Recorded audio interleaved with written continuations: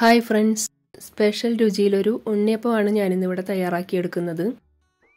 ഇതിനു വേണ്ടി ഞാൻ 1 കപ്പ് ഗോതമ്പ് പൊടി ഒരു പാത്രത്തിലേക്ക് ഇട്ട് കൊടുത്തിട്ടുണ്ട്. ഇതിലേക്ക് 2 ടേബിൾ സ്പൂൺ റവ കൂടെ ചേർത്ത് കൊടുത്തിട്ടുണ്ട്. 1/4 ടീസ്പൂൺ ഏലക്കാപ്പൊടി ചേർത്ത് കൊടുക്കാം. 2 പാളയംകോടൻ പഴം ചെറുത് ചേർത്ത് കൊടുത്തിട്ടുണ്ട്. വളരെ ചെറുത് മാത്രം ചേർത്ത് കൊടുത്താൽ മതി. വലുതാണെങ്കിൽ ഒരെണ്ണം മാത്രം എടുക്കാം. 1 നുള്ള് ഉപ്പ് ചേർക്കാം. 1/2 കപ്പ് ശർക്കരപ്പാനി ചേർത്ത് കൊടുക്കുന്നുണ്ട്. 150 ഗ്രാം ശർക്കരയാണ് ഞാനിവിടെ എടുത്തിട്ടുള്ളത്. മധുരമൊക്കെ കുറച്ച് കൂടുതലോ കുറവൊക്കെ അവനവൻ്റെ ഇഷ്ടത്തിനനുസരിച്ച് ചേർക്കാവുന്നതാണ്. ഇനി ഇത് നന്നായി ഒന്ന് മിക്സ് ചെയ്തെടുക്കാം. ആദ്യം ഒന്നിങ്ങനെ മിക്സ് ചെയ്തതിന് ശേഷം മാത്രം കുറച്ചായി വെള്ളം ചേർത്ത് കൊടുക്കാം. ഞാനിവിടെ മൊത്തത്തിൽ 1.5 കപ്പ് വെള്ളമാണ് എടുത്തിട്ടുള്ളത്. ഇതിങ്ങനെ കുറച്ചായിട്ടാണ് ചേർത്ത് കൊടുക്കുന്നത്.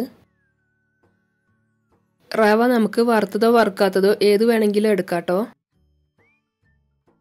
ഗോതമ്പ് പൊടിയൊക്കെ നല്ലതുപോലെ ഒന്ന് നനഞ്ഞ് കിട്ടുന്നത് വരെ നമുക്കിങ്ങനെ വെള്ളം കുറച്ചായി ചേർത്ത് കൊടുത്ത് ഇളക്കി കൊടുക്കാം. അതിനുശേഷം മാത്രം മിക്സിയുടെ ജാറിലേക്ക് ഇട്ട് കൊടുത്താൽ മതി.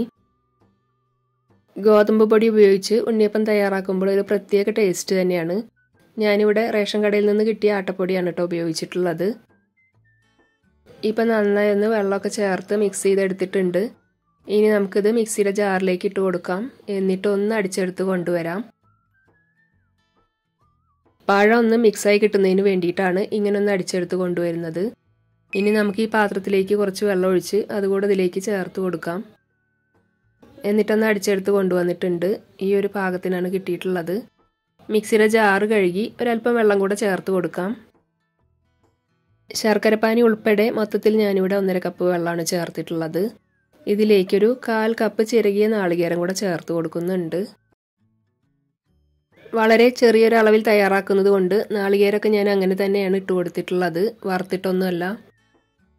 നമ്മുടെ കയ്യിൽ എള്ളുണ്ടെങ്കിൽ എള്ളും നമുക്ക് ചേർത്ത് കൊടുക്കാട്ടോ. എള്ള് ചേർത്ത് കൊടുക്കുകയാണെങ്കിൽ ഒരു 2 ടീസ്പൂൺ അളവിലൊക്കെ ചേർത്ത് കൊടുത്താൽ മതി.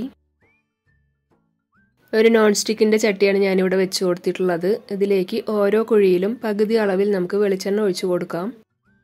വെളിച്ചെണ്ണ നന്നായി ചൂടാവുമ്പോൾ കുഴിയുടെ ഒരു പകുതി വരുന്ന രീതിയിൽ മാവ് ഒഴിച്ചു കൊടുക്കാം. ഇതുപോലൊരു ഗ്ലാസ്സിലേക്ക് എടുത്തിട്ട് ഒഴിച്ചു കൊടുത്താൽ മതി.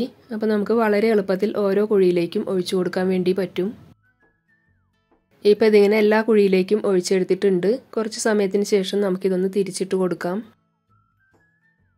മീഡിയം ഫ്ലെയിമിലാണ് ഞാനിത് വെച്ചിട്ടുള്ളത്. ഉണ്ണിയപ്പം ഉണ്ടാക്കുമ്പോൾ എല്ലാവർക്കും അറിയാലോ, മീഡിയം ഫ്ലെയിമിൽ തന്നെ വെക്കുന്നതാണ് നല്ലത്.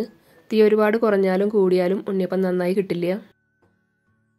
2 ഭാഗം നന്നായി ഒന്ന് മൊരിഞ്ഞ് കിട്ടുന്നത് വരെ 3-4 പ്രാവശ്യം നമുക്കിതിങ്ങനെ തിരിച്ചു മറിച്ച് ഇട്ട് കൊടുക്കാം. ഈ ഒരു കളറാവുമ്പോൾ നമുക്കിത് എണ്ണയിൽ നിന്ന് മാറ്റാം. ഇതുപോലെ ഒരു അരിപ്പക്കയിലേക്ക് ഇട്ട് കൊടുത്താൽ മതി. ബാക്കി എണ്ണ ഉണ്ടെങ്കിൽ അതും വാർന്നു പോയിക്കോളും.